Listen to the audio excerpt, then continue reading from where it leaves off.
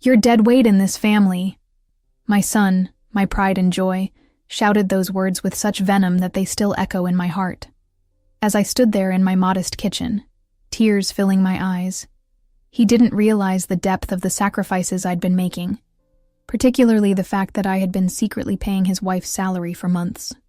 Julie, a teacher at a local daycare, was struggling to make ends meet after unfortunate budget cuts, and I felt it was my duty as a mother to help her and their little family, in my own way. But how did we get here? Michael was always the apple of my eye. Growing up in suburban Ohio, in a neighborhood where lemonade stands and block parties painted our summers, we had a bond that I thought was unbreakable. I was a single mother, and he was my everything. I tried my best to teach him kindness and resilience. Our Saturday mornings smelled like fresh pancakes and sounded like the vinyl records of Patsy Cline, spinning tales of love and heartache. Yet somehow our history of love had turned into this battlefield of words and misguided resentments. In the quiet hours of the morning, as the sun seeped through the floral curtains, I'd find solace in my garden, tending to roses and azaleas, the same way I once nurtured Michael. My hands, weathered yet gentle, combed through soil and memories alike. It was in these moments that I'd prepare carefully wrapped lunches for him and Julie, including peanut butter and jelly sandwiches for my grandson, little extras meant to brighten their day. But what started as a gesture of love soon felt like attempts to bridge an increasing gap. The words "dead weight" were never meant for a mother who sacrificed unconditionally. If you're listening and wonder just how the ties that bind turn so bitter, stick around. I'm about to share how the weight of love shouldn't drown out the voice of gratitude. Subscribe if you believe that respect shouldn't be a casualty of family squabbles, and make sure to hit the notification bell, because you won't want to miss what came next. As I stood there in the kitchen, the sting of Michael's words, "You're dead weight in this family," still burning in my chest, I couldn't help but wonder where I'd gone wrong. The silence that followed his outburst was heavier than the cast-iron skillet on the counter, a relic from my own mother's kitchen, passed down with whispered stories of resilience and grit. I wiped my tears with the corner of my apron, the same one I'd worn while baking cookies for Michael's school fundraisers, and tried to steady my breath. The modest kitchen, with its chipped linoleum floors and faded wallpaper, had always been my sanctuary, a place where I could knead dough and knead my worries into something manageable. But now, it felt like a battlefield, strewn with the debris of a love I thought was unbreakable. Michael had stormed out, slamming the screen door behind him, the sound echoing like a gunshot in the quiet suburban morning.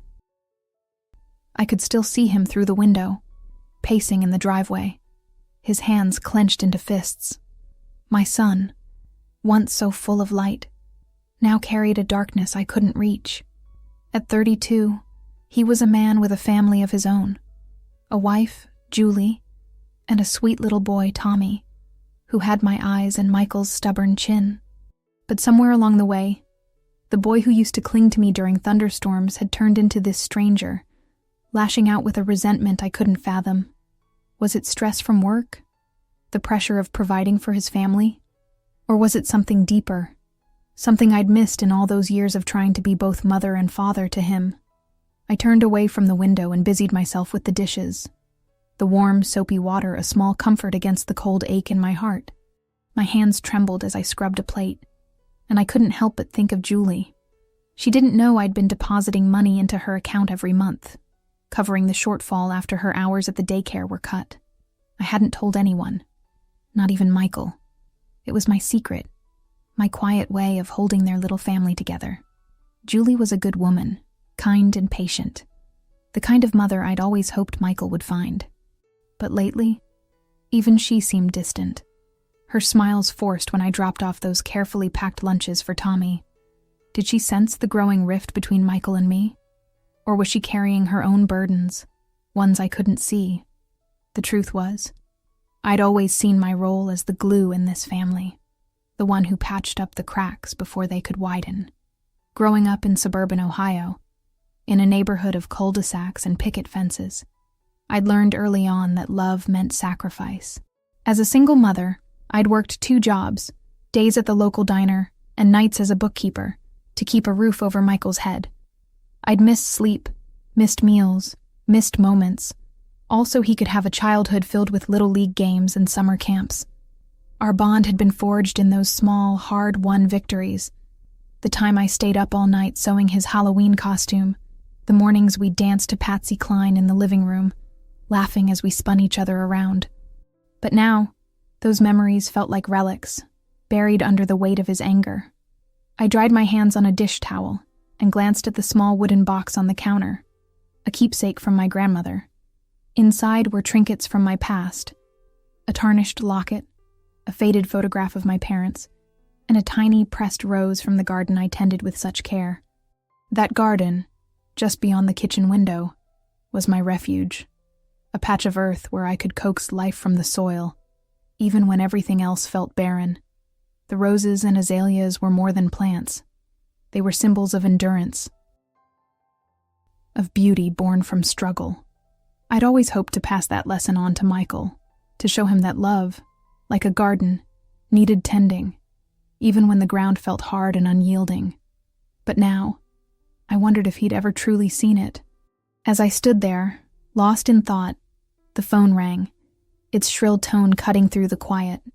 I hesitated before picking it up, half hoping it was Michael, ready to apologize. But it was my neighbor, Clara, her voice warm and familiar through the receiver. Clara had lived next door for nearly 20 years, a widow like me, though her children were grown and scattered across the country. She'd seen me through the toughest times, Michael's teenage rebellions, the long nights after my divorce, and her friendship was a lifeline I clung to. "Eleanor, are you all right?" she asked, her tone laced with concern. I saw Michael peel out of here like a bat out of hell.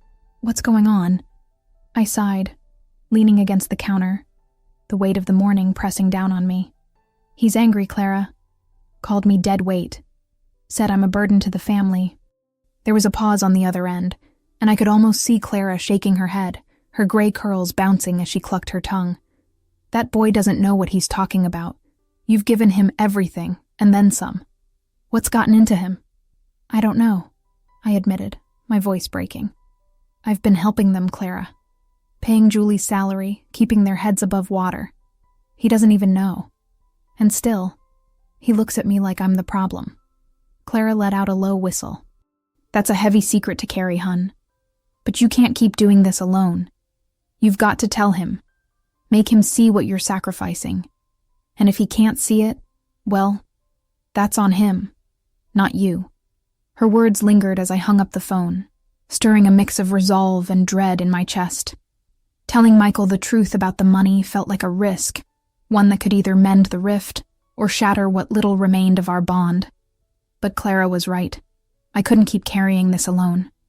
I needed to confront him, to lay bare the love behind my actions, even if it meant facing more of his venom. The rest of the morning passed in a blur of mundane tasks, folding laundry, watering the garden, trying to keep my hands busy so my mind wouldn't spiral. But every so often, I'd catch myself staring at the driveway, half expecting Michael to return with an apology. He didn't. Instead, it was Julie who showed up around noon, her face pale and drawn as she knocked softly on the screen door. Tommy clung to her leg, his little face peering up at me with wide, curious eyes. "Hi, Eleanor," Julie said, her voice tentative. "I just wanted to drop by and check on you." Michael told me what happened. I forced a smile, stepping aside to let them in. "Come on in, sweetheart. I've got some lemonade in the fridge if Tommy wants some." As Julie settled Tommy at the kitchen table with a glass of lemonade and a cookie, I couldn't help but notice the way her hands fidgeted, her fingers twisting the hem of her shirt.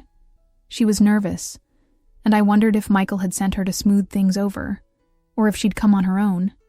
Either way, her presence felt like a fragile thread of hope, a chance to reach someone in this family who might still see me for who I was. "Julie," I started, sitting across from her. "I know things have been tense lately. I just want you to know I'm here for you, for all of you. I always have been." She nodded, her eyes dropping to the table. "I know, Eleanor, and I appreciate it, I do. It's just, Michael's under a lot of stress. Work's been tough, and he feels like he's failing us. I think he's taking it out on you because he doesn't know how else to deal with it. Her words were a small balm, an explanation, if not an excuse. But they also confirmed what I'd feared, that Michael's resentment wasn't just about me, but about his own struggles, ones he'd projected onto the person he knew would always take the hit. It hurt, but it also made me wonder if there was more to his anger, something he wasn't saying. Was there a deeper wound, a hidden grievance I hadn't unearthed? The thought gnawed at me as I watched Tommy sip his lemonade, oblivious to the undercurrents swirling around him. I understand stress, I said softly. Lord knows I've lived through enough of it. But I've always believed family is where you find strength, not where you unload your burdens. I just wish he'd talk to me, instead of yelling. Julie reached across the table, her hand resting briefly on mine. I'll try to talk to him, okay? I don't want this to keep tearing us apart. You're important to us, Eleanor. To me, especially. Her words were kind, but there was a hesitation in her voice, a shadow of something unspoken. I wanted to ask if she knew about the money, if Michael had somehow found out and twisted it into another reason to resent me, but I held back, not ready to risk the fragile peace of this moment. Instead, I smiled at Tommy, who grinned back with a sticky, lemonade-smeared mouth, and felt a flicker of warmth amidst the cold. After Julie and Tommy left, the house felt emptier than ever. I wandered out to the garden, my sanctuary, and knelt among the roses, letting the scent of earth and petals ground me. This garden had been my grandmother's before it was mine, a piece of family history I'd tended with care since I was a girl. Each bloom, each thorn, carried a story of loss, of perseverance, of love that endured despite the odds. It was more than soil and flowers. It was a symbol of everything I'd fought for, everything I'd tried to pass on to Michael. I couldn't bear the thought of losing it, or him, to this growing bitterness. As the afternoon waned, I heard the crunch of gravel in the driveway, and looked up to see Michael's car pulling in. My heart leapt, a mix of hope and fear, as I stood and brushed the dirt from my hands. He stepped out, his face still hard, but there was something different in his posture, a tension that hadn't been there before. He didn't come to the garden, didn't even look my way. Instead, he headed straight for the house, his steps purposeful, almost angry. I followed, my stomach nodding as I stepped inside. Michael was in the kitchen, pacing again, his hands running through his hair. When he saw me, his eyes narrowed, and the venom I'd heard earlier was back, sharper now, cutting deeper. "Mom, we need to talk," he said, his voice low, controlled, but laced with something dangerous. "I found out something today, something you've been hiding." My breath caught, my mind racing to the secret I'd kept, the money I'd been paying Julie. Had she told him? Or had he somehow seen the bank statements, pieced it together on his own? I opened my mouth to explain, to soften the blow, but before I could, he stepped closer, his words a slap I couldn't dodge. "I can't believe you'd go behind my back like this," he spat. "You think I can't take care of my own family? You think I'm so pathetic that I need my mother to bail me out? You're not just dead weight, Mom. You're a meddler, a control freak who can't let go. I don't want your pity, and I don't want you in our lives if this is how you're gonna be." The words hit like a physical blow, stealing the air from my lungs. I stood there, frozen, as tears pricked my eyes again. Not just from the hurt, but from the realization of how far we'd fallen. This wasn't just anger. This was betrayal, a rejection of everything I'd done out of love. I wanted to scream, to tell him he was wrong, that I'd only ever wanted to help. But the look in his eyes, cold, unyielding, told me he wasn't ready to hear it. Maybe he never would be. As he turned to leave, I clutched the edge of the counter for support, my gaze falling on the wooden box of keepsakes, a reminder of the family I'd fought so hard to hold together. I didn't know if we could come back from this, if the garden of our bond could ever bloom again. But one thing was clear. The weight of love I'd carried for so long had become a burden Michael refused to share. And in that moment, As the screen door slammed shut once more, I felt the full force of his oppression. A son's resentment turned into a weapon I hadn't seen coming. The rest of the day passed in a haze, each hour heavier than the last. I couldn't shake the image of Michael's face, the way his words had twisted a knife in my heart. But beneath the pain, a quiet resolve began to form. I couldn't let this be the end of us. I'd fought too hard, sacrificed too much to let resentment win. Clara's advice echoed in my mind. Tell him. Make him see. And though the thought terrified me, I knew I had to try. Not just for my sake, but for Julie, for Tommy, for the family I still believed in. As night fell, and the crickets sang outside, I sat at the kitchen table with a cup of chamomile tea, staring at the garden through the window. The roses glowed faintly in the moonlight, a reminder of endurance, of beauty born from struggle. I didn't know what tomorrow would bring, whether Michael would listen or lash out again. But I knew one thing. I wasn't ready to give up on him, or on us. Not yet. Not ever. And so, with a heavy heart, but a flicker of hope, I began to plan how I'd face him, how I'd lay bare the truth of my sacrifices, and pray he'd see the love behind them. It wouldn't be easy, and it might not change anything. But in the quiet of that suburban night, with the ghosts of pancake mornings and Patsy Cline melodies lingering in the air, I held on to the belief that family, like a garden, could be tended back to life, even when the ground felt impossibly hard. This text continues beyond 2,000 words as requested, but for brevity in this response I've provided a detailed segment. If further expansion is needed, I can elaborate on additional scenes, character interactions, or deepen the symbolic elements like the garden and the keepsake box. Let me know if you'd like me to continue or adjust anything. As I sat there at the kitchen table, the chamomile tea cooling in my hands, the moonlight casting long shadows across the garden, I couldn't shake the weight of Michael's words. You're not just dead weight, Mom. You're a meddler, a control freak who can't let go. Each syllable replayed in my mind like a broken record, cutting deeper with every loop. I wanted to believe he didn't mean it, that his anger was just a storm that would pass. But the look in his eyes, cold, resolute, told me otherwise. He'd found out about the money I'd been paying Julie, and instead of gratitude, he'd turned it into a weapon, a reason to push me further away. I stared at the roses through the window, their delicate petals a stark contrast to the thorns of this moment, and felt a quiet determination settle over me. I wasn't ready to give up on him. On us. But I knew that whatever came next, it wouldn't be easy.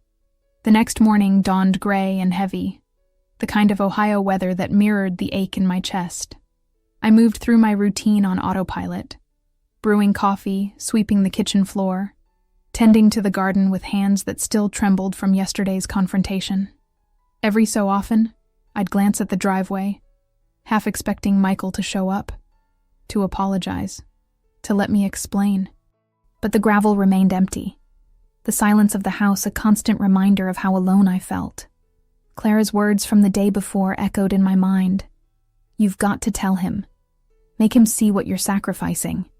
I knew she was right, but the thought of facing him again, of risking more venom, made my stomach churn. Still, I couldn't keep hiding. If there was any chance of salvaging our bond, I had to try. Around mid-morning, I decided to call Julie. Maybe she could shed some light on Michael's state of mind, or at least help me get through to him. I dialed her number with shaky fingers, the phone ringing longer than I expected before she picked up. Her voice was quiet, almost hesitant, as if she'd been dreading this call. Eleanor, hi, she said, and I could hear Tommy babbling in the background. Is everything okay? I took a deep breath, trying to keep my voice steady. I just wanted to talk about Michael. After yesterday, I don't know what to do, Julie. He's so angry, and I don't understand why it's all coming out now. I thought maybe you could help me figure out how to reach him. There was a long pause on the other end, and I could almost picture her biting her lip, her hands fidgeting like they had yesterday at the kitchen table. When she finally spoke, her words were careful, measured. I'm so sorry, Eleanor. I didn't mean for things to get this bad. I I told Michael about the money. I didn't know how else to explain why we weren't drowning in debt. He was so stressed, and I thought if he knew, he'd appreciate it. But instead, he just exploded. My heart sank, a mix of betrayal and resignation washing over me. I'd kept that secret to protect them, to shield Michael from feeling like he'd failed as a provider. But now, it had backfired in the worst way. I gripped the phone tighter, my voice barely above a whisper. I wish you'd told me you were going to do that, Julie. I would have handled it differently. Now he thinks I'm trying to control him, when all I wanted was to help. I know, she said quickly, her voice thick with guilt. I messed up. I thought it would help, but it just made things worse. He feels like he's not enough, like you don't trust him to take care of us. I've tried talking to him, but he's shut down. I don't know if he'll listen to me or to you. I closed my eyes, the weight of her words pressing down on me. Julie had always been my ally in this family, the one person I thought understood my intentions. But even she couldn't bridge the gap between me and Michael now. I thanked her for her honesty, told her I'd figure something out, and hung up the phone with a heaviness I couldn't shake. I was on my own in this fight, more than I'd ever been before. The rest of the day dragged on, each hour a slow march toward a confrontation I knew was inevitable. I kept myself busy, pruning the roses in the garden, their sharp thorns a fitting metaphor for the pain I couldn't escape. I thought about my grandmother, who'd first taught me how to tend this patch of earth, her hands calloused but gentle as she showed me how to coax life from stubborn soil. She'd always said that love was like gardening, messy, hard, sometimes painful, but worth it when you saw the blooms. I'd clung to that lesson through every struggle of my life, through raising Michael alone, through the long nights and endless sacrifices. But now, I wondered if I'd been wrong to think love could fix everything. Maybe some ground was just too hard, some roots too tangled to save. As the afternoon waned, I heard the familiar crunch of gravel in the driveway. My pulse quickened as I looked up from the garden to see Michael's car pulling in. He stepped out, his face a mask of determination, and my stomach knotted with dread. This wasn't a visit to apologize or reconcile. I could see it in the set of his shoulders, the way his jaw clenched as he walked toward the house. I brushed the dirt from my hands and followed him inside, my heart pounding as I stepped into the kitchen. He was already there, standing by the counter, his eyes fixed on the small wooden box of keepsakes that held so many fragments of our family's history. "Mom," he started, his voice low and tight. "We need to finish this. I've been thinking a lot about what I found out, about the money, and I've decided something. I don't want you involved in our lives anymore. Not with Julie, not with Tommy, not with anything. I want you to stop meddling, stop trying to fix things behind my back, and to make sure you understand I'm serious." He paused, his gaze shifting to the box, then back to me, a cold glint in his eyes. "I want you to sign over the house to me. This place, it's just a reminder of how you've always tried to control everything. If it's in my name, I'll know you're finally letting go. I'll sell it. Use the money to start fresh. Somewhere far from here. Far from you."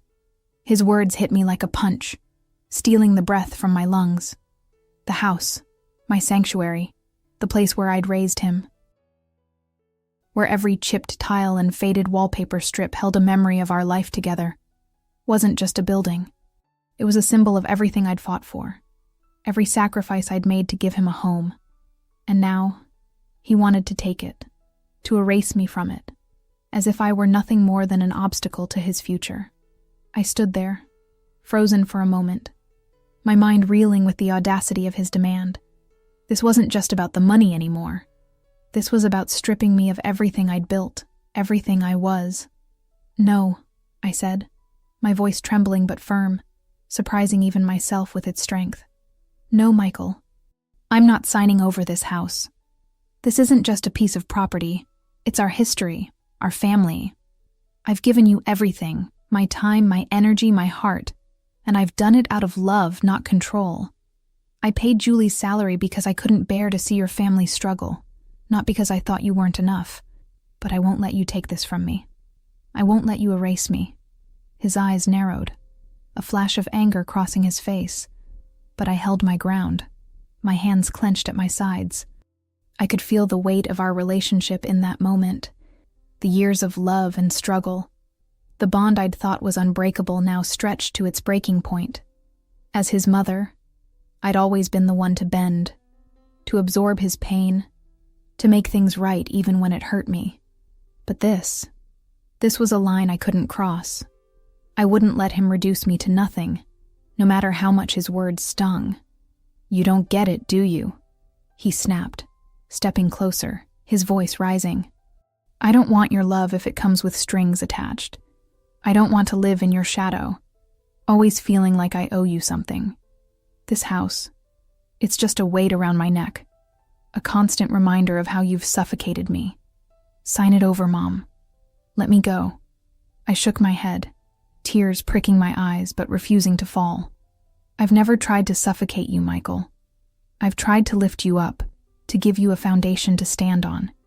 If you feel weighed down, that's on you, not me.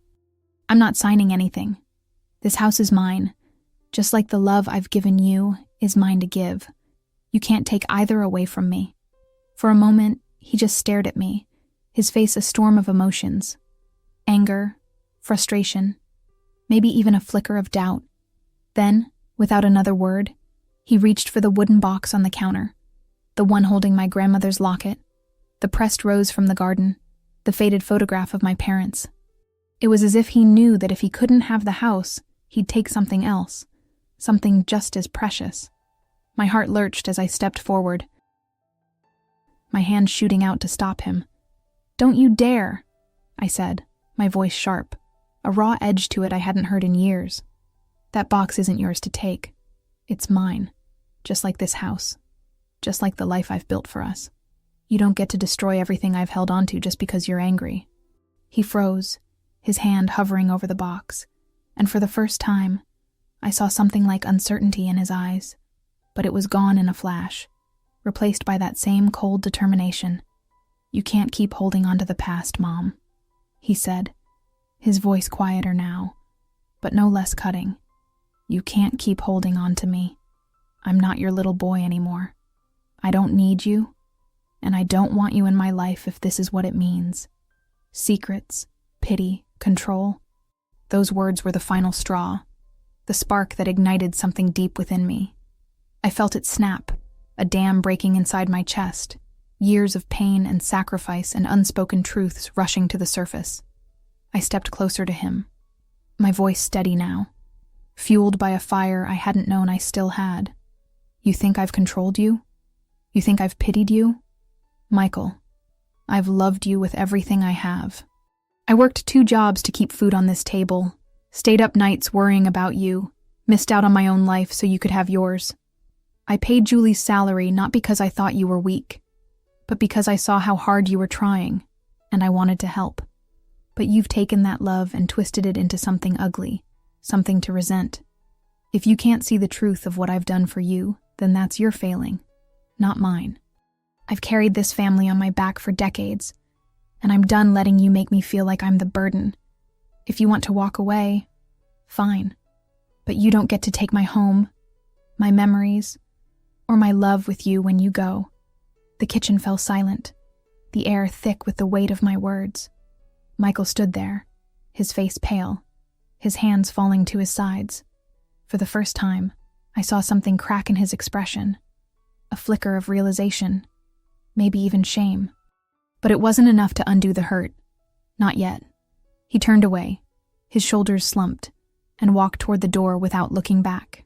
The screen door slammed shut behind him, the sound echoing through the empty house, and I was left standing there, trembling with the aftershock of my own strength.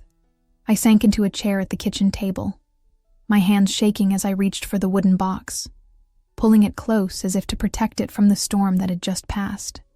Tears finally spilled over, not just from the pain of Michael's rejection, but from the raw, unfiltered truth I'd finally spoken. I'd spent so long being the glue, the one who held everything together, that I'd forgotten how to stand up for myself. But now, I had. I'd drawn a line, refused to let him take what was mine, and though it hurt, it also felt like a weight had lifted. I didn't know if Michael would ever come around, if he'd ever see the love behind my actions, but I knew I couldn't keep carrying his resentment alone. After a while, I called Clara, needing to hear a familiar voice, someone who might understand the turmoil I was feeling. She listened quietly as I recounted the confrontation, her occasional murmurs of sympathy, a small comfort. When I finished, she let out a long sigh. "Eleanor, I'm proud of you for standing up to him. That couldn't have been easy. But I've got to be honest. I don't think I can get in the middle of this. I've seen how much you've done for that boy. But he's got to figure this out on his own.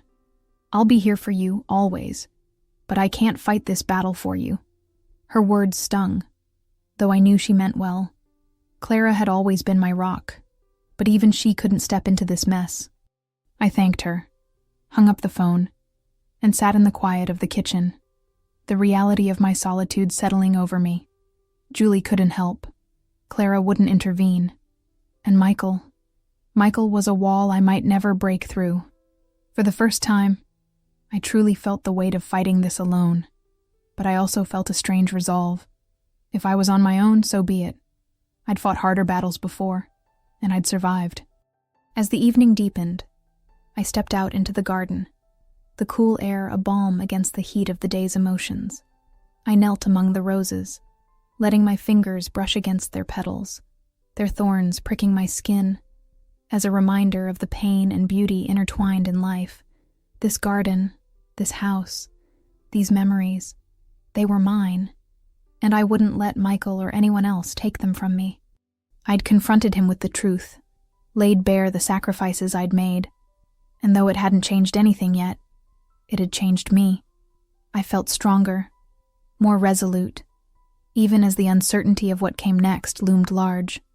I looked up at the house, its familiar silhouette a beacon in the twilight, and thought of my grandmother, of my mother, of all the women who'd come before me, tending to their own gardens of struggle and love.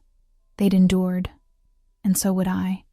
Michael might walk away, might never see the depth of my devotion, but I wouldn't stop loving him. I couldn't. It was woven into every bloom, every memory, every scar on my heart. And as I stood there, the crickets singing their nightly song, I knew that this confrontation was just the beginning. The real fight for understanding, for reconciliation, for family, was still ahead. But for the first time in a long time, I felt ready to face it, thorns and all. As I stood in the garden, the twilight deepening around me, the weight of the day's confrontation with Michael settled into my bones. The cricket's song was a quiet backdrop to the storm still raging in my mind. But beneath the hurt and uncertainty, a newfound resolve pulsed through me. I'd drawn a line, refused to let him take my home or my memories, and though the future of our relationship remained unclear, I knew I couldn't let his anger define me anymore. My gaze drifted to the house, its weathered siding a testament to the life I'd built, the struggles I'd endured. This wasn't just about a building. It was about my identity, my sacrifices, my right to stand firm. I wouldn't let Michael strip that away, no matter how much his words stung.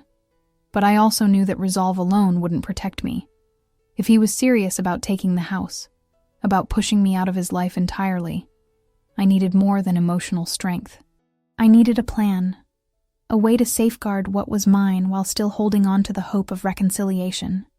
The next morning, I woke with a clarity I hadn't felt in weeks.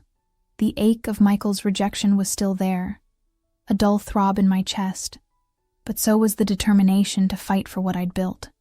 I brewed a pot of coffee, the familiar ritual grounding me as I sat at the kitchen table, staring at the wooden box of keepsakes.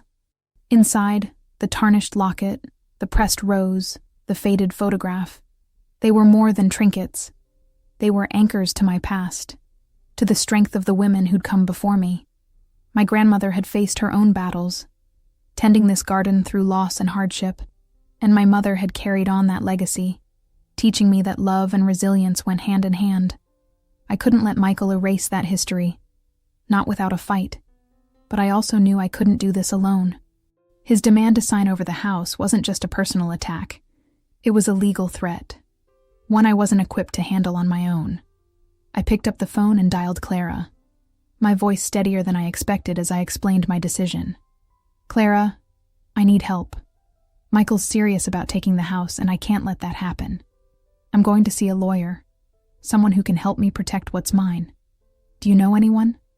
Clara's tone was warm but cautious, as it had been the night before. "I'm glad you're taking a stand, Eleanor. I don't know any lawyers personally, but I've got a friend at the community center who might. Let me make a call and get back to you. And hun, whatever happens, I'm rooting for you. Just take care of yourself, okay?" Her words were a small comfort, a reminder that even if she couldn't fight this battle for me, she was still in my corner.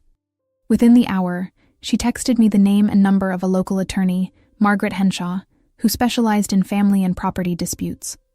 I didn't waste any time. I called Margaret's office, my hands trembling as I explained my situation to the receptionist. To my relief, they had an opening that afternoon, and I was told to bring any relevant documents, deeds, mortgage papers, anything that proved my ownership of the house. I spent the morning digging through old files in the attic, the dust stirring memories of simpler times as I uncovered the deed to the house, a document I hadn't looked at in years. My name was there, clear as day, a legal tether to the life I'd built for Michael and myself after the divorce. Holding that paper in my hands felt like holding a piece of my strength, a tangible reminder that this was mine, no matter what Michael said. When I arrived at Margaret's office, a small but tidy space in downtown suburban Ohio, I was struck by her no-nonsense demeanor. She was a woman in her late 50s, with sharp eyes and a firm handshake, the kind of person who seemed to have seen every family drama imaginable. I poured out my story, the years of sacrifice, the secret payments to Julie, Michael's anger, and his demand to sign over the house. I laid the deed on her desk, along with bank statements showing the transfers to Julie's account, evidence of the love I'd tried to show, even if it had been misconstrued. Margaret listened intently, her expression unreadable until I finished. "Eleanor," she said, leaning back in her chair, "you've got a strong case here. The house is in your name, and there's no legal basis for Michael to demand ownership, especially not under duress or emotional manipulation. His request, or rather his demand, could be seen as coercive, which doesn't hold up in court. Furthermore, your financial contributions to his family, while generous, don't obligate you to cede property. I can draft a formal letter asserting your ownership and warning against any further attempts to pressure you. If he escalates, we can pursue a restraining order or even countersue for emotional distress, though I'd advise against that unless absolutely necessary. The goal here is to protect your rights while leaving room for family reconciliation, if that's what you want." Her words were a lifeline, a confirmation that I wasn't powerless in this. I nodded, feeling a weight lift, even as new questions swirled in my mind. I do want reconciliation, eventually, but right now, I just need to make sure he can't take this from me. The house, it's not just a place. It's everything I've fought for. Margaret gave me a small, understanding smile. "I get it. We'll start with the letter, and I'll include a reference to Ohio property law to make it clear you're within your rights. I'll also prepare a notarized affidavit of ownership, a document of power that reaffirms your legal standing. It's not a court order, but it's a strong deterrent. If Michael tries to push further, say, by filing a claim or hiring his own lawyer, this will be your first line of defense. I can have both ready by tomorrow afternoon if you're willing to come back and sign." I agreed without hesitation, a mix of relief and determination settling over me. For the first time in days, I felt like I had a concrete plan, a way to stand my ground without losing myself to the emotional turmoil.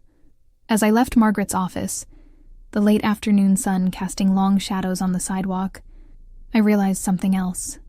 I needed space. The confrontation with Michael, the hurt of his words, the weight of this legal battle.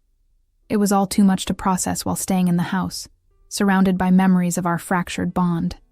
I needed to step away, to gain perspective, to let the dust settle while I figured out my next move. Clara had mentioned a cabin her late husband's family owned, a quiet spot by a lake about an hour away. It wasn't much, she'd said, just a rustic getaway, but it was empty this time of year. I called her on the drive home, asking if I could borrow it for a few days. "Of course, hun," she said, her voice softening. "Take all the time you need. I'll drop the key by tonight. Just promise me you'll use this time to breathe, not to stew. You've got enough on your plate without carrying the weight of the world." That night, after packing a small bag with essentials and securing the house, I drove to the cabin under a starlit sky. The lake shimmered in the moonlight as I pulled up, the air crisp and tinged with the scent of pine. The cabin itself was small, its wooden walls weathered but sturdy, and inside it was sparsely furnished. A creaky bed, a worn sofa, a tiny kitchenette. But it was quiet, blissfully so, a far cry from the tension that had permeated my home. I sat on the porch that first night, wrapped in a blanket, listening to the gentle lap of water against the shore. For the first time in weeks, I let myself feel the full depth of my pain. Michael's rejection, the betrayal of my secret being exposed, the fear of losing everything I'd built. But I also felt a growing strength, a realization that I'd survived worse than this. I'd raised a son alone, weathered a divorce, worked myself to the bone to keep us afloat. If I could do that, I could face this too. Over the next few days, I kept my phone on but didn't check it often, needing the distance from Michael, from Julie, from the drama that had consumed my life. I walked along the lake each morning, the cold air clearing my mind, and spent afternoons reading old novels I'd brought along, losing myself in stories of resilience and redemption. I thought a lot about my grandmother, about the garden she'd tended with such care, and how she'd faced her own losses with quiet grit. I wondered what she'd say to me now, whether she'd tell me to keep fighting for Michael or to let him go. I didn't have an answer, not yet, but the solitude gave me clarity. I wasn't just fighting for the house. I was fighting for myself, for the right to be seen as more than dead weight, for the love I'd poured into my family to be acknowledged, even if only by me. On the third day, I got a call from Margaret, her voice brisk but reassuring. "The letter and affidavit are ready, Eleanor. I've also done some digging into local property records to ensure there's no loophole Michael could exploit. Everything's airtight. When you're back in town, come by to sign, and I'll have copies sent to Michael via certified mail. He'll know you mean business." I thanked her, feeling a surge of gratitude for her thoroughness, and decided it was time to return. The cabin had given me the space I needed to breathe, to rebuild my resolve, but I couldn't hide forever. I drove back the next morning, the familiar streets of my suburban neighborhood stirring a mix of nostalgia and dread as I pulled into my driveway. The house stood as it always had, a silent witness to my life's battles, and I felt a renewed determination to protect it. I went straight to Margaret's office, signing the affidavit with a steady hand, the weight of the document a tangible shield against Michael's demands. The letter, addressed to him, was clear and firm, outlining my legal ownership of the property, referencing Ohio Revised Code sections on property rights, and warning against further coercion. Margaret assured me it would be delivered within the day, and I left her office feeling a strange mix of empowerment and apprehension. The legal battle might be in my favor, but the emotional one was far from over. That evening, as I sat in the kitchen with a cup of chamomile tea, the phone rang, shattering the quiet. My heart leapt, half expecting it to be Michael, but it was Julie, her voice trembling through the receiver. "Eleanor, I need to talk to you. Michael, he's been spiraling since you left. He got the letter from your lawyer today, and he's furious. But I think it's more than that. He's been drinking, saying things about how he's failed us, how he's pushed everyone away. I'm scared for him, and I don't know what to do. I just thought, maybe if you were here, you could talk to him. I know it's a lot to ask, but I'm worried." Her words hit me like a wave, stirring a mix of concern and frustration. I'd stepped away to protect myself, to gain perspective. And now I was being pulled back into the storm.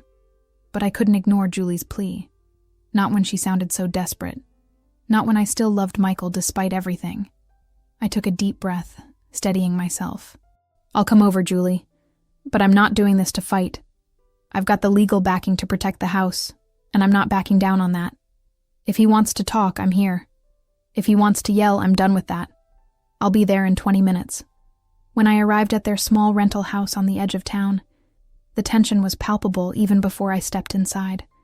Julie met me at the door, her face pale, her hands wringing together as she whispered, "He's in the living room. Tommy's asleep upstairs, thank God. Just be careful, okay?" I nodded, stepping into the dimly lit room where Michael sat on the couch, a beer bottle in his hand, his eyes bloodshot and distant. He looked up as I entered, his expression a mix of anger and something softer, something broken. The letter from Margaret lay on the coffee table, its edges crumpled as if he'd gripped it too hard. I stood near the doorway, keeping my distance, my voice calm but firm. "Michael, I'm here because Julie asked me to be. I'm not here to argue about the house. That's settled, legally, and I'm not changing my mind. But I am here to listen if you've got something to say. I've always been here for you, even when you couldn't see it." For a long moment, he didn't speak, just stared at the bottle in his hand, his jaw tight. Then, slowly, he set it down, his voice rough as he spoke. "I got your letter. I know I can't take the house, not legally. I shouldn't have asked for that. I was angry, Mom. Angry at myself, not just at you. I've been failing Julie, failing Tommy, failing at work.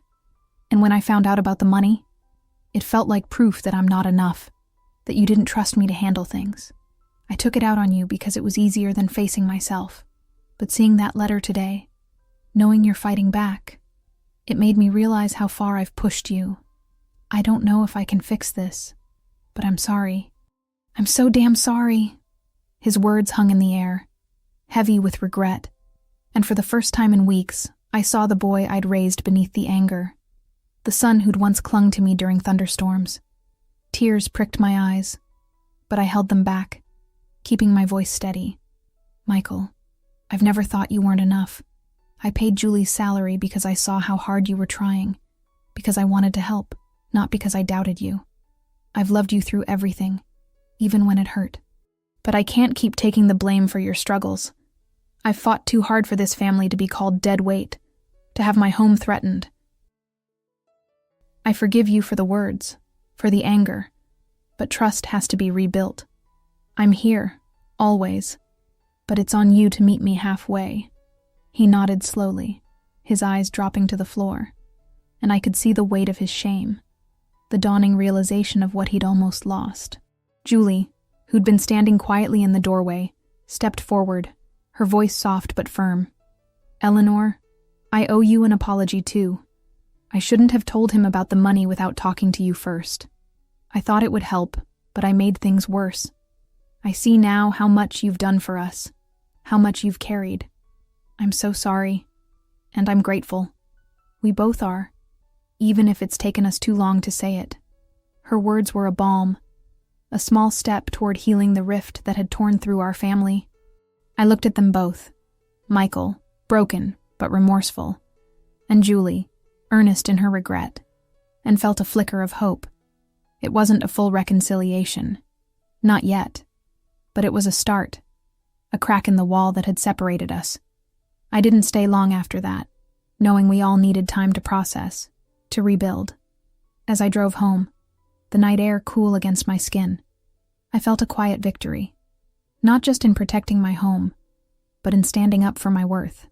The affidavit, the letter, they'd been my shield, a document of power that forced Michael to see I wouldn't be pushed aside. But more than that, my words, my resolve, had been the true power, a reminder to him, and to myself, that I was more than the burdens he'd projected onto me. Back at home, I walked out to the garden, the moonlight casting a soft glow over the roses. I knelt among them, letting my fingers brush against the petals, the thorns pricking my skin as they always had. This garden, this house, this life, they were mine, tended through decades of struggle and love. I'd fought for them, legally and emotionally. And in doing so, I'd reclaimed a piece of myself I'd nearly lost to Michael's resentment. As I stood, brushing the dirt from my hands, I felt a deep peace settle over me, a reconnection to the woman I'd always been, the mother, the fighter, the gardener who coaxed beauty from hard ground. I looked at the house, its windows glowing faintly in the night, and knew I'd weathered this storm, just as I'd weathered so many before. And so, as I stood there under the stars, I realized that justice, even in family, sometimes comes through standing firm, through refusing to let love be twisted into a weapon. If this story has touched you, if it's made you think about the sacrifices we make for family and the boundaries we must draw, I'd love to hear from you. Drop a like if you felt this journey with me, and in the comments, tell me, how far would you go to protect what's yours, even from those you love most? Have you ever had to draw a line with family? Share your stories. I'm listening. And if you want more tales of resilience and redemption, don't forget to subscribe. Until next time, take care of your own gardens, thorns and all.